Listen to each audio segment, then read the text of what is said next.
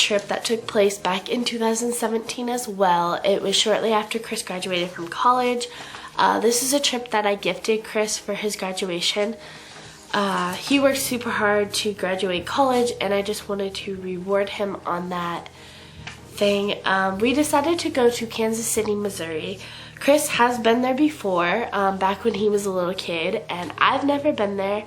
So since our last trip was a place I've been before and Chris hasn't been, I decided to switch it up and do a place that I've never been but Chris has been.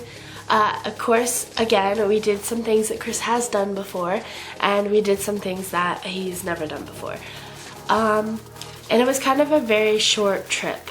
So we left on September 8th of 2017, and we came back on September 10th of 2017.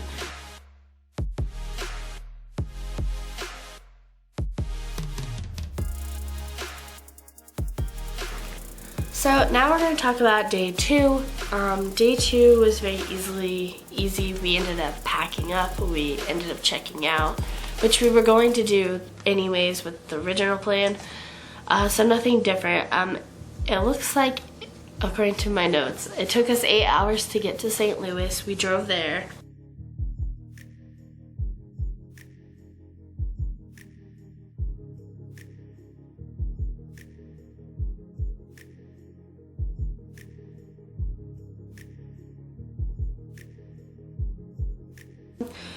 And then we went and saw the arch on the Missouri side.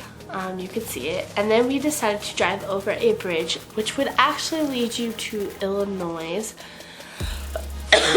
which again is a place that me and Chris have never been, and so we just thought we'd hit it while we're going there. And they had a lookout to the arch from this off in Illinois. So we went over this bridge.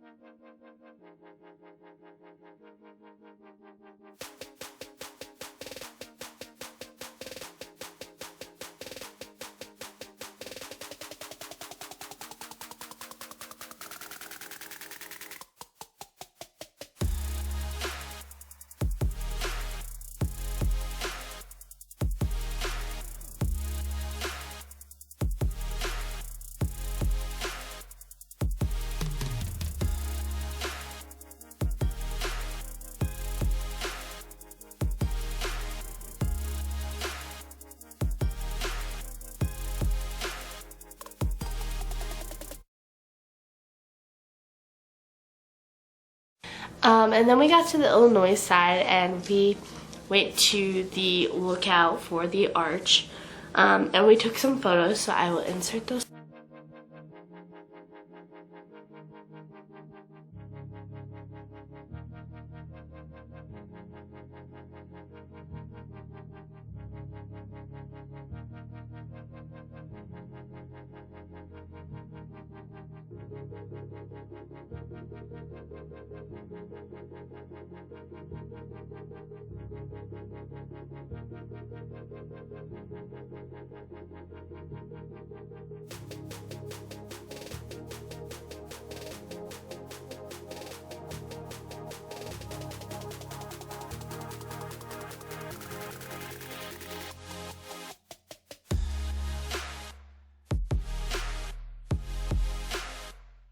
After the arch, we decided we wanted to go to a souvenir place in Illinois and a souvenir place in Missouri, just to get a souvenir of this arch and an Illinois one, obviously. And while we were traveling, we couldn't find any place in Illinois near us that would sell what we were looking for. So ultimately, we do not have a souvenir from Illinois, other than I think Chris might have purchased the map, because maps you can get anywhere. And Chris does collect maps due to these trips. And I collect postcards and pens. But but I couldn't find anything, so we decided to go to the Missouri side to see if we could find something there. And we ended up having to go downtown and into this parking lot and park. Again, we had Panda with us, and we put her in her kennel, and we put a fan on to make sure that she would stay cool during that time when we were gone. And we walked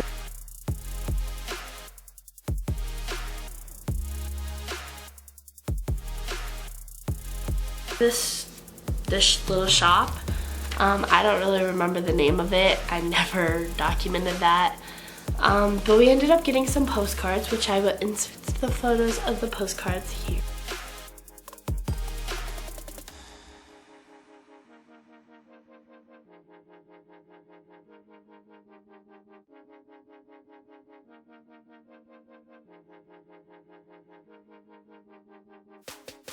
So after we went back to our car and got out, we went to a place on the Missouri side that is like a sculpture. It'd be a good place that Panda could go potty and explore, and we can run around a little bit and explore before we have to take the drive back.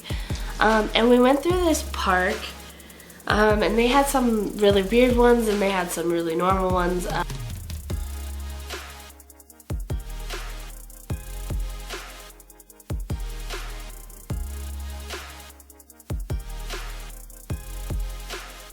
To seeing this giant deer, and the picture does not do it justice. It was bigger than what the picture looks like. In the picture it looks like a normal sized deer, if not a little, like, you know, a tiny bit bigger. No, this thing is probably like 20 feet tall. It was huge. And Panda actually saw it and started growling and freaking out about it because she didn't know what it was, and she was kind of scared and nervous, which we thought was funny.